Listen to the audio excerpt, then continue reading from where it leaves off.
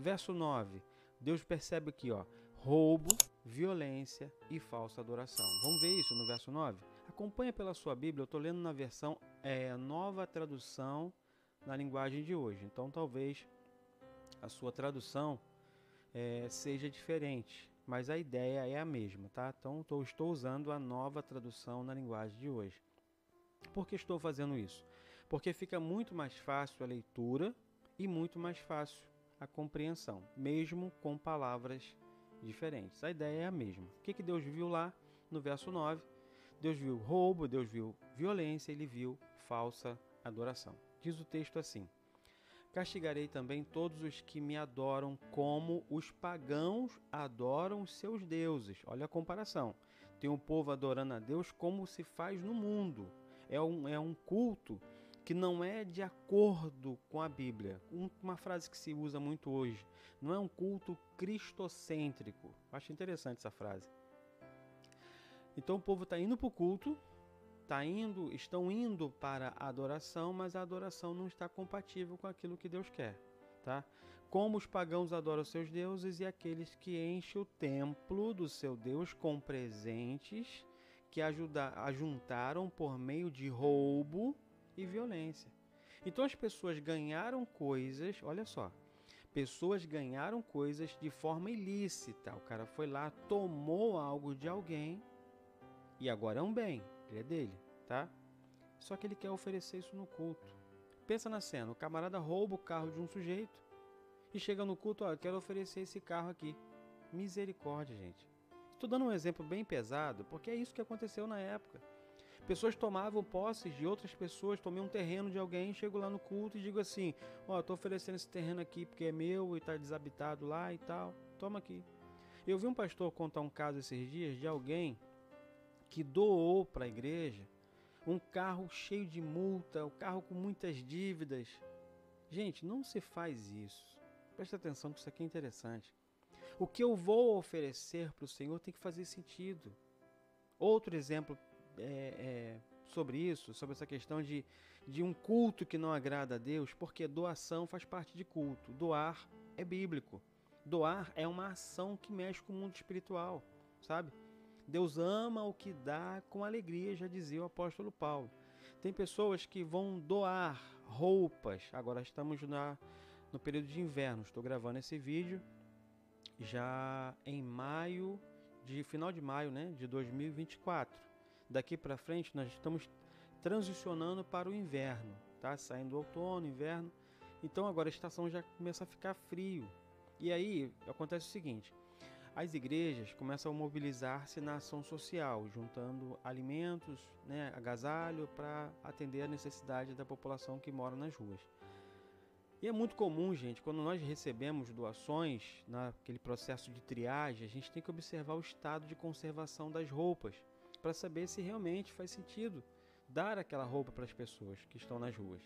E é impressionante como é que chega a roupa suja, roupa rasgada, roupa sem condições de uso. Alguém diz assim, pelo menos para morador de rua serve. Se fosse você no lugar daquele morador de rua, recebendo esse tipo de roupa, no estado em que essa roupa se encontra, qual é a lição que fica para nós? Quando você for doar alguma coisa, observe o estado e se coloque no lugar daquela pessoa recebendo a roupa que você está doando. Suja, rasgada, como você se sentiria?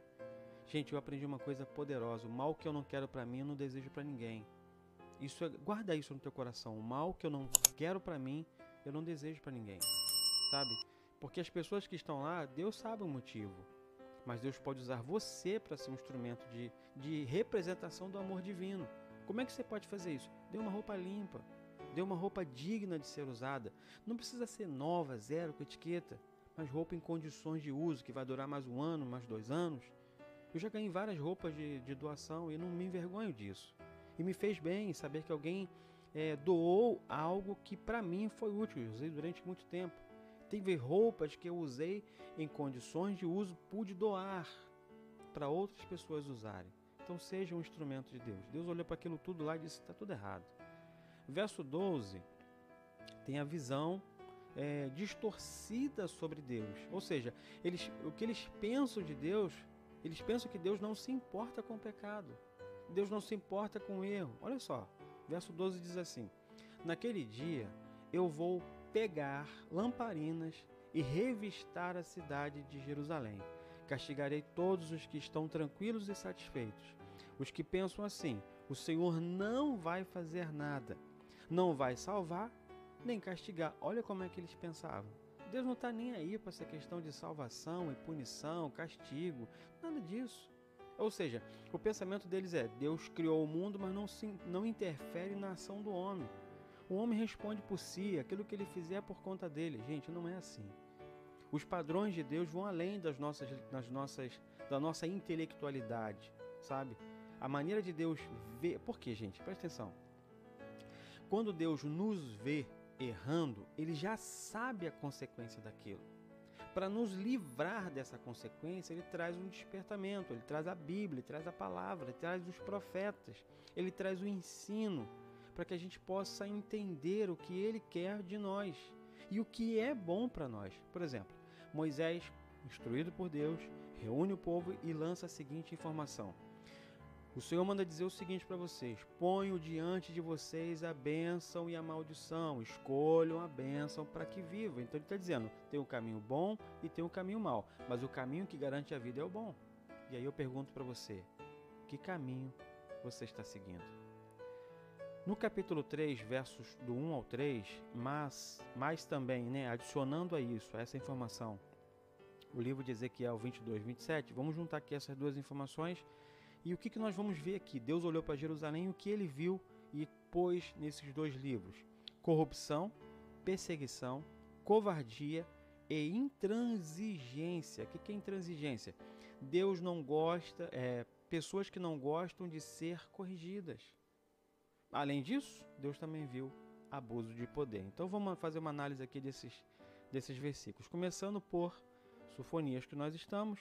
Agora vamos lá, no capítulo 3, do verso 1 ao 3, que diz assim: ai de Jerusalém, cidade rebelde, cheia de corrupção, que persegue os seus moradores.